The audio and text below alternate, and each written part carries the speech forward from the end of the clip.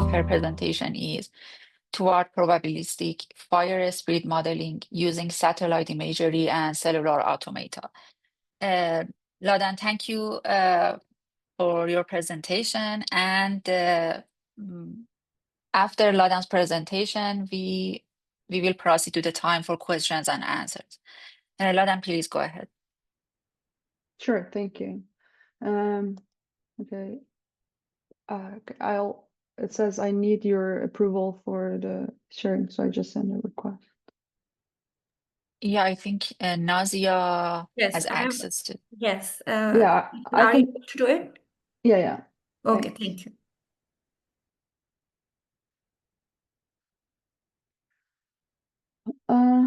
Can you see my screen? Yes. Right. Hello, everyone. I'm Ladan Tazik. I'm second year PhD student at University of British Columbia, Okanagan campus. And today I'm going to talk about a framework, which is a probabilistic wildfire spread model using cellular automata and satellite images. But I wanted to set the necessity of why we actually important to study fire behavior, especially now, due to many factors, including climate change and change in behavior of human or in society in general. We are observing extreme fire condition, which result in hot and dry climate. Which creates an ideal wildfire condition. For example, in Canada specifically, we have around 40% forest coverage, which many of these urban communities exist near or within those forests. In the background, you can see a picture of a local wildfire that happens in 2023 in Okanagan, McDougall Creek wildfire that started in West Kelowna. And if you ever been to Okanagan, you know that we have a huge, beautiful lake, and people in Kelowna side assume that because of this natural huge body of water, we are naturally safe from wildfire.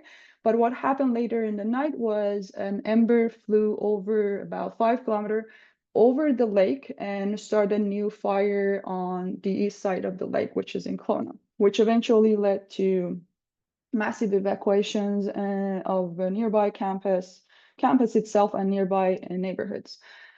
So I wanted to highlight a point using two graphs. Again, why it's important to study fire spread. On the graph on the left, we see the number of forest fire that happens in Canada for the past 25 years. For the past 15 and since 2010, we can see the number on average fluctuates around 6,000 forest fire. But if you look at the cumulative hectare burns due to this wildfire for the past 25 years or 15 years, we can see a huge jump in 2020-23, which was the year that the McDougall Creek fire also happened. So if the number of fires is actually kind of the same, how we can justify this huge differences? I like to call the large fire fast fire, actually, because of the natural unpredictability that is inherent in wildfire. So due to whatever cause this, can be natural turbulence in wildfire atmosphere or the differences in the vegetation type or weather information, we may see this differences that actually can lead to catastrophic health hazards or danger to urban societies. So this is why actually are motivated us to come up with the probabilistic fire spread model. So despite this growing risk, the model that we use in Canada specifically are based on fire weather, mostly based on the fire weather index or FWI. And we have a famous FEP system, which is a fire behavior prediction, and any fire simulator, especially used in fire agency and government, are based on FEP, for example, Prometheus, BurnP, and BurnP3. And what they have in common is that they're mostly deterministic, and they are empirical and semi-empirical model that derived from a statistical relationship, usually a very simple curve based on simplified and idealized input. And they neglect, because they are deterministic, they neglect the stochastic nature of the fire that, as I said, may cause based on micro variation in the fuel, terrain, weather condition, or the wildfire environment itself. So our goal is to move toward uncertainty about wildfire modeling. And the expected outcome is of our model is a probabilistic rate of spread, for example. So instead of just reporting one single value, we would like to report a range associated with its probabilistic value. For the past almost 15 or 20 years, we will see a range of increasing modern data collection, specifically using remote sensing data, using satellite images, drones, aircraft, and etc. And we can use this remote sensing data with computer vision techniques to complement wildfire modeling.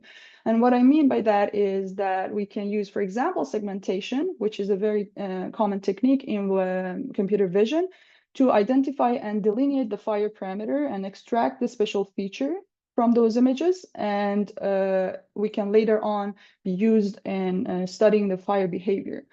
SAM, or Segment Anything Model, which was introduced in 2023, the first version developed by Meta AI, is a vision transformer that allows for the user to do the segmentation without the hassle of tuning, basically with minimal manual input. And this concept can be also applied to satellite images to segment the fire region and study how the fire progress later in any model. So we use actually SAM in our recent publication. As you can see, we developed a pipeline in our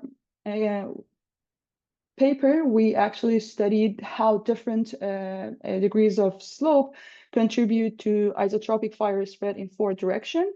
What I did was we analyzed the fire videos, which we conducted in our lab.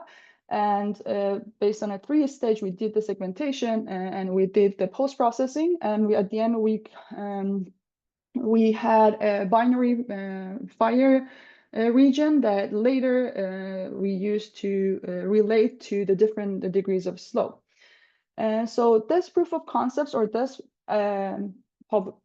project or publication, actually inspired me to think about extensions of this concept to the fire spread model using aerial images that can later be quantified and predict how fire spread across landscapes in time and space, and which eventually can enable us to do better and early warning and mitigation strategy for infrastructure planning as well.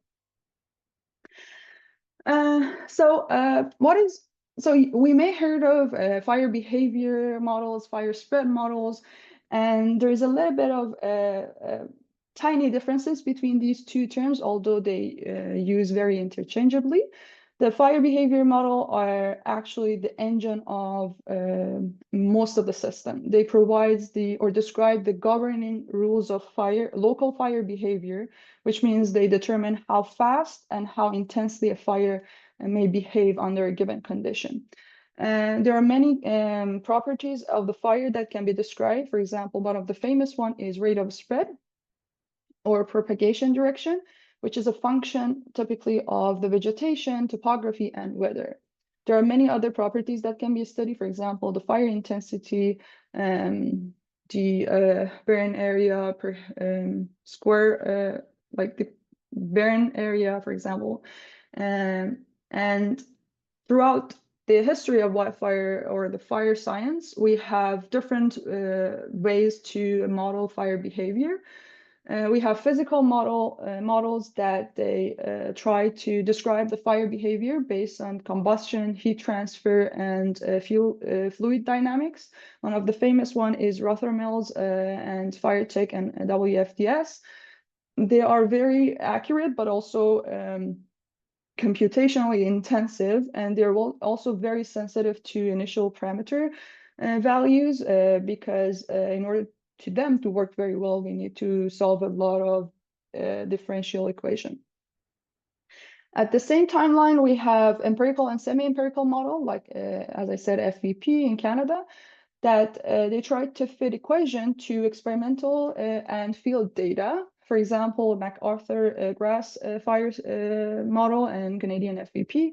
They are efficient and very practical in operational settings, but they are very specific to site and scale. And with the rise of the data availability, we will see a lot of models that rely on data-driven. The data available to describe fire behavior. They usually use machine or deep learning to learn the behavior directly from those observations. They generalize better than empirical model, but they are usually more of a black box, and they miss the interpretability that is necessary for operational setting. And very recently, we are seeing a trend in these data-driven or machine learning-based or deep learning-based that are augmented with physics rules. We call them physics-based AI, which they're trying to add another layer of constraint based on the physical rules of the combustion, and they are very suitable to reducing the noise in the input data. As we are working with satellite images, there are many noise naturally in the sensor and how we actually convert the data into proper drivers for our models. On the other hand, we have fire spread models. Fire spread models are actually the fire behavior model are the core engine for fire spread models. So they actually describe how the fire behave, and fire spread get that information and define how those local fire behavior movements evolve in space and time. There are usually two types of fire spread modeling, as I summarize them on the table on the left. We have a vector-based model and grid-based model or cellular automata. For a vector-based model, we have a continuous, we use a continuous perimeter as this, as I got this image from Prometheus manual, which they usually define a set of ignition points, and they assume a parametric equation, for example, elliptical, for each of those fire ignition points, and then using a convex hull or any method, they come up with the final fire perimeter. And in Cellular Automata, we have a discrete grid base, and using local cell-to-cell transition, we describe how fire spread. And in terms of integration with satellite images, because we already have a cell-based, Cellular Automata is highly integratable compared to the vector-based that we need to do a vector raster conversion that we may lose a bit of data there.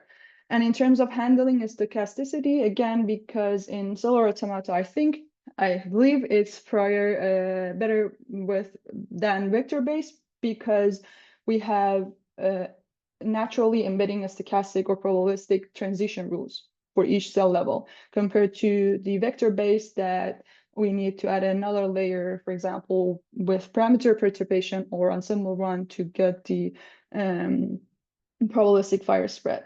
And computational cost, the grid base, it's easy to implement, and one advantage of a cellular-based model is that they can accommodate a regular or discontinuous spread, where, for example, spotting or a fragmented fire, whereas in vector-based, it doesn't come naturally with this type of modeling. And at the end, we could have the same outputs from both, which is a fire polygon, burn probability, and arrival map.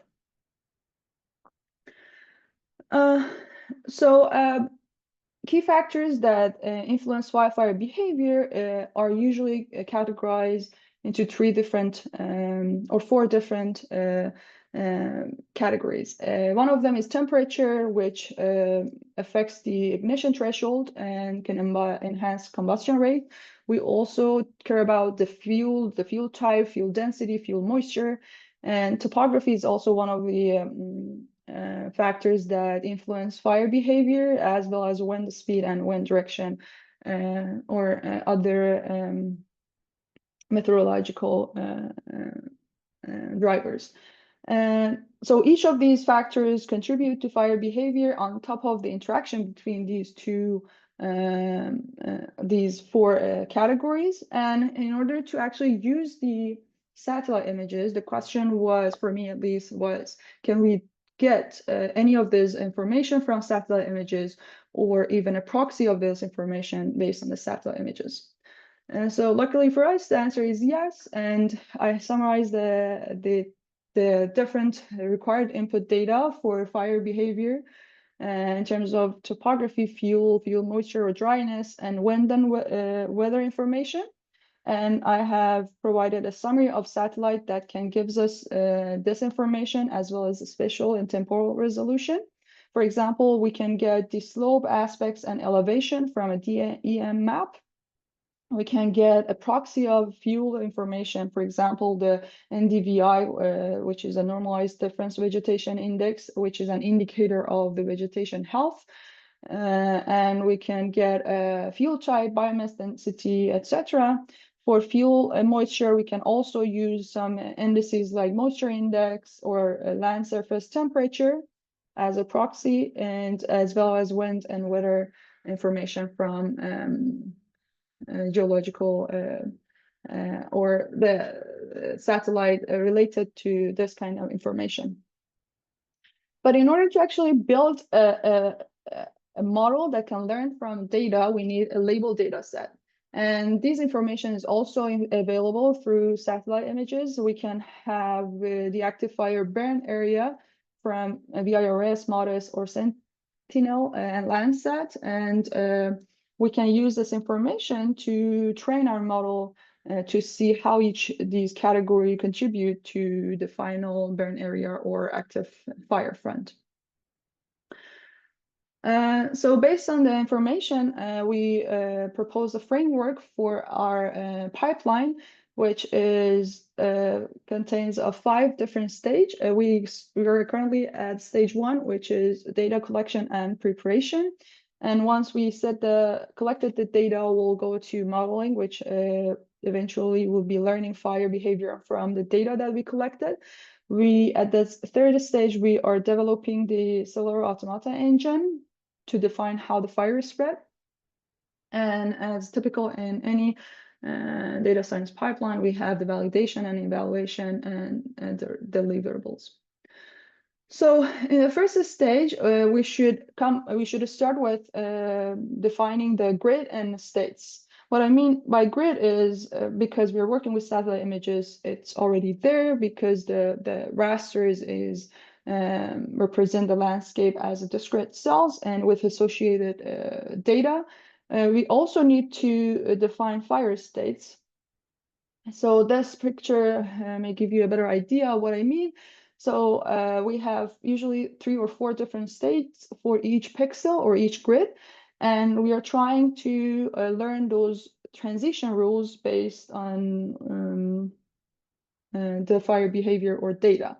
Typically or historically, the rules are predefined, but what we are going to do in this framework is that we would like to let the data inform us in terms of how the fire may spread from one cell to another.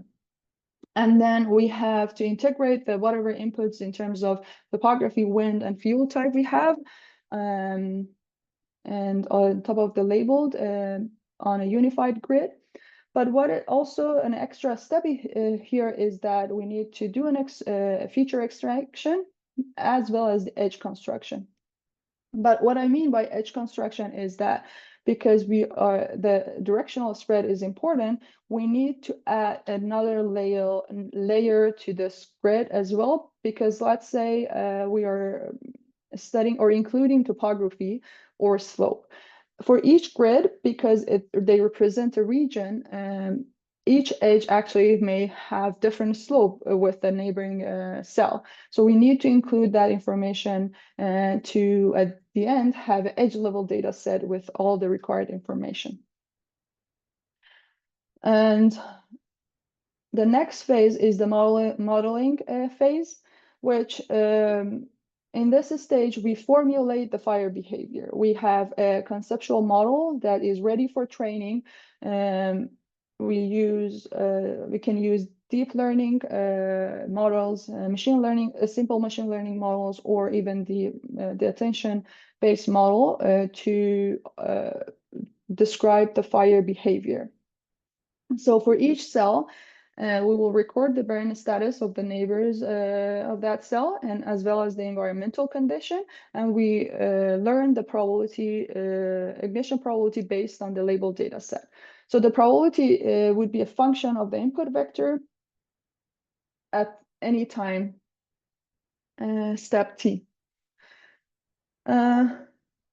And later we will have the cellular automata steps. In this stage, we are answering the question, what is the probability that cell ij ignites at the next time step, or t+1, given its neighbor's status and environmental condition? We need to include a lot of factors, for example, combined influence of the neighbors. We need to also incorporate independency. For example, if any of the neighbors ignites the cell, it's enough to start a fire. And we also need, as I said, to be directional. So in this phase, we can also enforce physics-based rules. For example, as I said, we can have, for each cell, we may have different slopes. So each slope may have different influence. So we need to add a weight to that probability to have a realistic fire spread. And based on the definition of the neighborhood, we can either use 8 cells, or based on Van Neumann 4-cell neighborhood, and which each of those contribute to the ignition probability. And at the end, we could use the probability theory and also independency to come up with the probability ignition for the time step, for the next time step. And when we have the probability at each time a step, basically we do an ensemble run, which is we result in a stochastic update, which is just drawing a uniform random number. And if the random number is less than the ignition probability, we render the cell as the ignited and let the fire propagate through the landscape, gridded landscape. And stage 4, we once we have the simulated fire spread using the probabilistic learn transition rule, we can generate the burn probability and arrival time step. And we also need to validate against ground truth. And in this stage, we may circle back to stage 1 or 2 to do a little bit of like feature selections and model parameter tuning and etc. In order to actually improve our model. And at the end, we will have we can translate the spread prediction into actionable risk product for energy and transport infrastructure. This deliverables can be a probability of burn, arrival time quantized, and infrastructure risk corridor. I want to finish my talk with the challenges that may rise throughout this work. I categorize them in 3 main categories: data-related challenges, which is geolocation and timing errors, spatial or temporal inconsistency between the input. We may have cloud or smoke occlusion, and even burn area detection error that led to noisy inputs and label uncertainty. We can also have modeling and algorithmic challenges. For example, we would like to learn the fire from the data, from whatever limited data that we have, but we expect the model to generalize well across different ecosystem, different fire regime. And it also may be computationally expensive to quantify both uncertainty, which is related to natural fire turbulence, and also differentiate between these two types of uncertainty, which is related to the model and the data. And we also have validation challenges because in terms of in the time of emergency, they usually firefighters at least don't have time to capture the for example, fire perimeter, which later can be completed. And we also may have the interpretability challenge because usually the more accurate the model, especially using deep learning, is less interpretable and more likely to be used in operational settings. So we need to keep that in mind. And the expected outcomes of future research direction is that the outcome of our work would be a probabilistic fire spread model that use satellite images to generate ensemble of plausible spread scenarios. We would be capable of representing uncertainty to whatever factors that lead to uncertainty, for example, wind variability, fuel heterogeneity, and even observation noise. We can do uncertainty and sensitivity analysis, and we can also assess the contributions of each of those drivers to the spread patterns. And we can also explore the data assimilation framework using near real-time satellite data, which helps us to read or process the near real-time data into our framework, and our model can hopefully self-improve in a near real-time timeline. And these are the references for my presentation in case you're curious to learn more, and thank you for your attention. Thank you, Ladan, for your great presentation and informative presentation. Thank you so much. And for the attendees, please feel free to ask your question. You could raise your hand or type your question in the chat bar. Please go ahead.